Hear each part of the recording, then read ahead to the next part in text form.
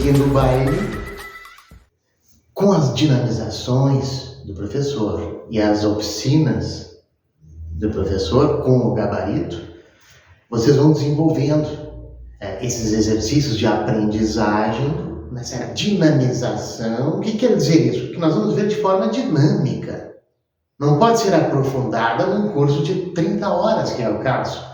Nós vamos fazer de forma dinâmica o estudo de todos os métodos para que eu possa defender o meu parecer técnico, laudo, que seja comparativo, defender se caso um assistente técnico rebata dizendo um outro tipo de laudo evolutivo, a inferência estatística, e eu estou com um tratamento de fatores, mesmo que seja os dois no método comparativo.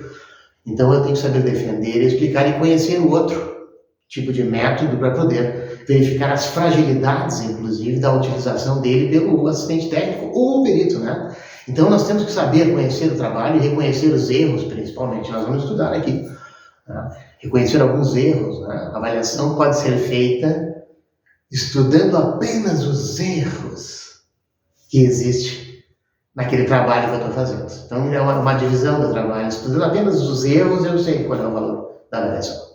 Tá? Então, mas, na verdade, eu vou tentar isolar a parcela do erro e verificar o valor do bem na parcela do acerto, que não é 100%, nunca será, porque é uma atividade subjetiva que envolve o emocional, inclusive, das pessoas, e uma série de situações, né, de documentos, trâmites de inventário, e irregularidades na construção, falta de apídice, dívidas, ônus, hipotecas, averbações. Existem muitas coisas que têm que ser analisadas. Por isso que eu digo que é uma profissão, não é para qualquer um, já disse, tá? Para atuar assim dessa forma de avaliador, principalmente judicial, então, que há toda uma formalidade que deve ocorrer a justiça e o acerto. E às vezes, como eu disse, a gente não sabe tudo, ninguém sabe tudo. E podemos também ocasionar erros. Então nós temos que evitar aquele erro e diminuir essa margem para que seja bem pequenininha, assim. E a margem de acerto o maior possível, né? Então isso é um grau de fundamentação do trabalho e também de precisão.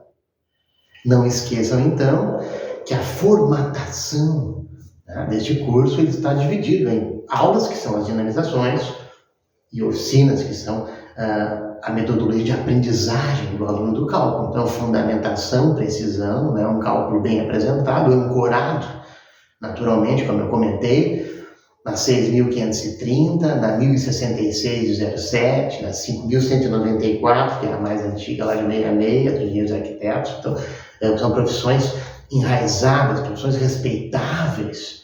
E sempre comentei que essas profissões, com muita qualidade, elas exercem uma função social muito importante, né? Cada um na sua área, e em algum momento aqueles três conjuntos, principalmente, quase que tem um quarto também, que são os oficiais de justiça, ele está ali junto também, pelo novo Código de Processo Civil, está sacramentado que o oficial de justiça ele faz as avaliações de imóveis. Como? Ele procura as imobiliárias lá, faz as informações e apresenta o valor. Geralmente nem os dados amostrais existem. Então é uma coisa sucinta. Às vezes resolve, muitas vezes não. Se as partes entendem que aquilo não está de acordo com o mercado imobiliário verdadeiro, elas solicitam então que o juiz nomeie, né, um perito judicial para dizer, para constatar, investigar, concluir e apresentar um valor de mercado verdadeiro que seja aceitável conforme a situação do momento, conforme os dados amostrais que ele pôde, naquele momento, naquele instante, aproximar, verificar que todos estariam aptos e são significativos, colocar no meu laudo de avaliação, né? Nos meus dados amostrais que serão calculados através de critérios de descarte, né? Esse método comparativo de dados de mercado é o mais importante, como a gente sempre comenta, porque ele tem aqueles dados amostrais de fácil prova e que a gente pode, então, mostrar, demonstrar, prova robusta e cabal. Então, aqui os dados dos imóveis semelhantes, fiz um cálculo correto de matemática, simples, correto, e foi apresentado com todos os seus detalhes, até gráficos, inclusive, que é o que a gente vai aprender também aqui no curso, elaborados para mostrar graficamente para os leigos, inclusive, entender duas coordenadas, né? Valor por área, por exemplo, né? Valor por testada, valor por profundidade, valor por declive ou aclive, valor por índice construtivo, valor por índice fiscal, né? Valor por transposição. Tem uma série de situações que são analisadas, né? Então, aquele expert, ele tem conhecimento do entorno, da localização, dos dados amostrais que estão à venda e que foram vendidos naquele momento, porque as coisas mudam no mercado imobiliário.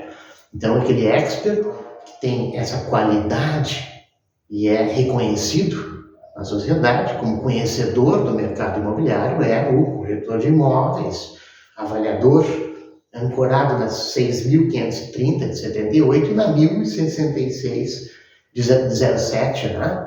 Então, esse profissional conhece. Outros profissionais exercem avaliações, porque são conhecedores e têm habilitação. Então, ele procura o mercado imobiliário, verifica, confirma aqui como é que estão as vendas, como é que está a ebulição do mercado ou a retração do mercado.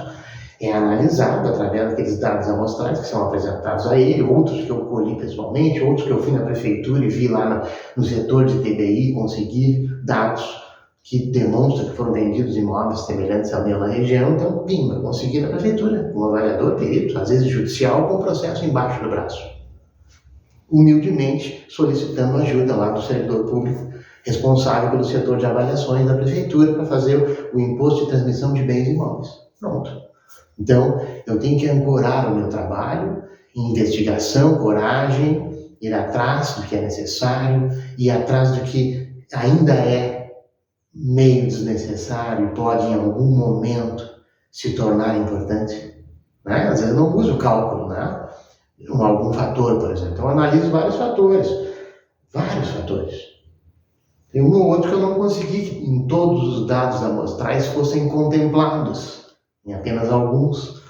Então, eu vou utilizar os que foram contemplados. Então, alguns fatores ficaram de fora, porque eu não podia provar naquele momento, né? Então, o que ocorre? E muitas vezes a gente que não tem o conhecimento, por exemplo, relativo a um tratamento de fatores, relativo ao bem objeto de avaliação e os dados amostrais, eu não tenho muito conhecimento nisso ainda, então tem que ancorar numa literatura que tem algum sentido de pensamento e entendimento desse aluno. Mas eu estou usando uma tabela agora de 2021, opa, ótimo, melhor. Vamos usar a tabela de 2021, desde que seja realmente fundamentada, que tenha entendimento, que seja observada como utilizável, né? Mas o entendimento, então, ao longo dessas oficinas, nós vamos fazer dentro da literatura antiga lá, vamos passar pela moderna, vamos falar sobre o futuro.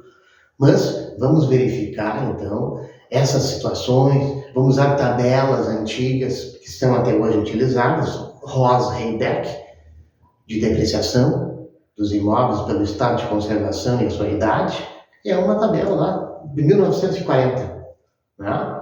Então, nós vamos sim utilizar, vamos verificar como é que funciona para que o estudante tenha um entendimento daquele formato de cálculo que ele deve realizar. Depois ele pode utilizar o ancoramento, né, de tabelas mais atualizadas, né, de órgãos oficiais. Opa, vou pegar isso aqui que o módulo me ensinou, pelo fator testada lá de 1940, de Harper, né, de outros autores, inclusive, e utilizou, mas foi para te aprender como é que foi feito, como é que é estudado isso aí. Agora tu vai te aperfeiçoando e te atualizando e usando ferramentas mais atuais. Tá? Então essa é a intenção do curso. Ele vai do zero, tanto nos cálculos do Excel, mas também nas aulas, que são essas dinamizações e oficinas que nós vamos fazer. Inventar, nem pensar. Nós precisamos, na verdade, é que todas as decisões daquele processo, daquele gerenciamento, no meu parecer técnico, quando for assistente técnico da sociedade, na compra e venda, alocação, etc., inventários, etc., ou mesmo lá em perícia judicial, que aquele meu parecer técnico, né, ele tem a conotação de laudo judicial, né, laudo pericial, isento, totalmente isento. O laudo apresentado, como defender. Se algo não ficou bem, que eu coloquei e fui chamado lá para um assistente técnico, o advogado, colocou o próprio juiz, dizendo, mas isso aqui não sei o quê, isso aqui não ficou bem elaborado, eu devo concluir. Eu devo concluir de forma a apresentar um laudo complementar para ajustar aquilo, principalmente com humildade. Não, principalmente com ética e honestidade.